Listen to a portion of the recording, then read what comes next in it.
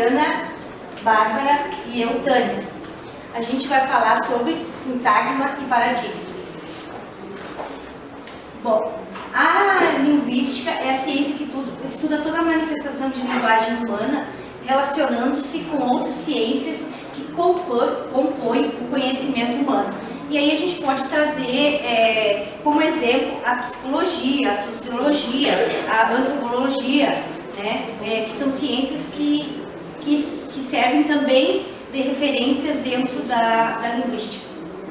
A partir do momento em que vivemos em sociedade e a linguagem desempenha papel fundamental de importância para aproximar, promover a comunicação, a troca entre os indivíduos, então, com o surgimento da escrita, aparecem então os estudos da linguagem, sendo estes desenvolvidos dentro de uma perspectiva psíquica, social e histórica, por diferentes correntes de pensamento.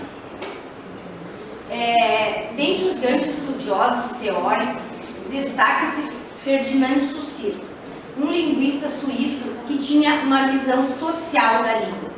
E quando a gente fala que tinha uma visão social da língua, é aquela que fica muito, parece às vezes muito vago a gente dizer que a língua é social. Mas é a maneira que eu posso, por exemplo, pensar uma música inteira, eu posso pensar uma história inteira, mas para que os indivíduos do conjunto ao qual eu me relaciono, eu poder me comunicar com eles, eu preciso expressar isso. Então, dessa forma, a língua é social, é a forma que nós fizemos essa troca. Né? Segundo as suas teorias, que são seguidas até hoje por outros linguistas, a língua serve também como parâmetro para outras formas de linguagem, que daí entra, por exemplo, as artes, né? Outras formas de comunicação também, como, por exemplo, as libras. Um exemplo, as libras, antes de tudo tem uma forma de linguagem, né? Por exemplo, quando eu vou falar em casa, em libras vai se falar a palavra casa dentro, né, da forma que libras se comunica, né? Dentro dessa forma.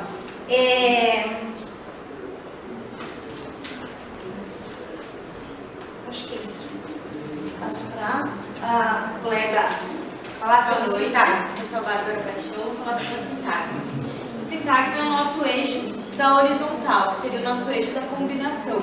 É um conjunto de elementos dispostos lado a lado que conservam relações estreitas entre si, constituído de ciclos linguísticos. São combinações existentes dentro de um contexto discursivo, respeitando a linearidade. Aqui eu peguei exemplo da frase do Mário Quintana. Há duas espécies de livros, uns que os leitores esgotam, outros que esgotam os leitores. Aqui nessa frase, nós, respeitando a linearidade, nós não podemos, tipo, na palavra livros, falar, nós soletramos, livros. Não podemos falar bros na frente do li. Assim como nós não podemos pegar e falar livros e leitores ao mesmo tempo. Tem que ser uma palavra após a outra. Ou se fala uma ou se fala outra. Elas são relações baseadas no caráter linear da língua, que excluem a possibilidade de pronunciar dois elementos ao mesmo tempo. Colegas, professora Helen, professora Janaína, está assistindo. Coube a mim então aqui, meu nome é Rosângela Oliveira dos Santos, Polo Cachoeira do Sul. Coube a mim falar um pouquinho, dentro dessa dicotomia, sobre as relações paradigmáticas. E aí nós vamos entrar, pessoal, ali ó, no eixo vertical, tá? Que é o eixo das escolhas. A colega Bárbara falou um pouquinho ali no eixo sintagmático, né? Que são as combinações, tem que seguir uma cadeia, tem a linearidade, né? Tem uma certa ordem ali dentro. Não pode falar dois ao mesmo tempo, não tem como falar duas palavras ao mesmo tempo. Mas nós temos a opção desse outro eixo, que é o da escolha, né? Então, assim, ó, um exemplo, um conceito que nós trazemos aqui é de Costa, tá?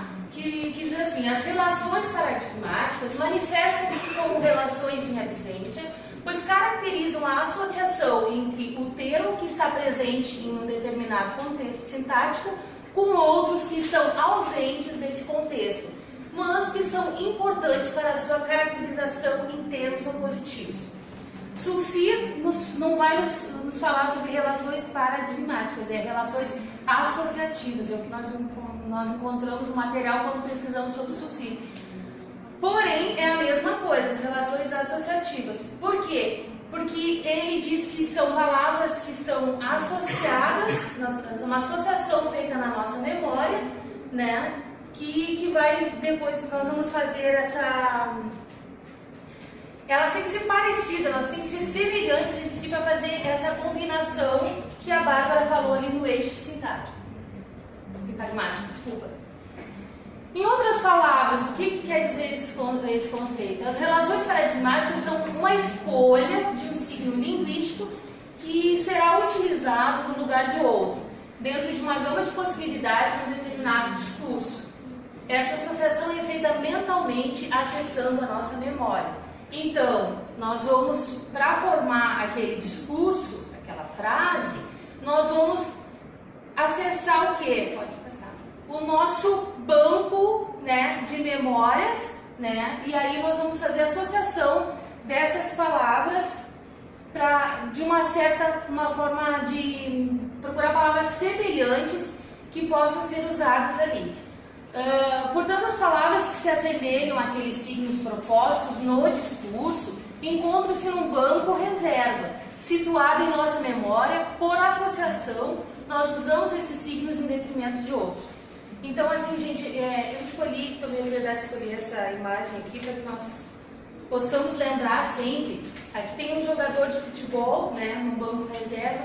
Por quê? Para nós sabemos que esse eixo vertical, que é o eixo das escolhas, nós vamos sempre buscar, é abstrato, nós vamos buscar aquelas palavras que vão ter uma associação ali. Eu não posso me deter muito nos exemplos, porque senão eu vou queimar as etapas aqui dos dois colegas que estão esperando exatamente isso, para passar esses exemplos, não é, professor? Então, assim, por exemplo, num jogo vou fazer então sem o exemplo das palavras que eles vão usar aqui.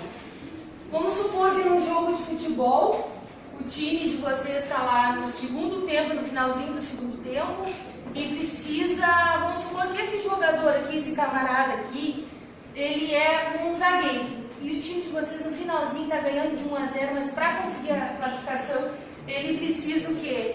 Ele não pode levar mais um gol, ele precisa desse 1-0. E aí, o zagueirão lá do time acaba dando um problema com ele e o treinador tem que tirar. Ele vai colocar o quê? Um atacante?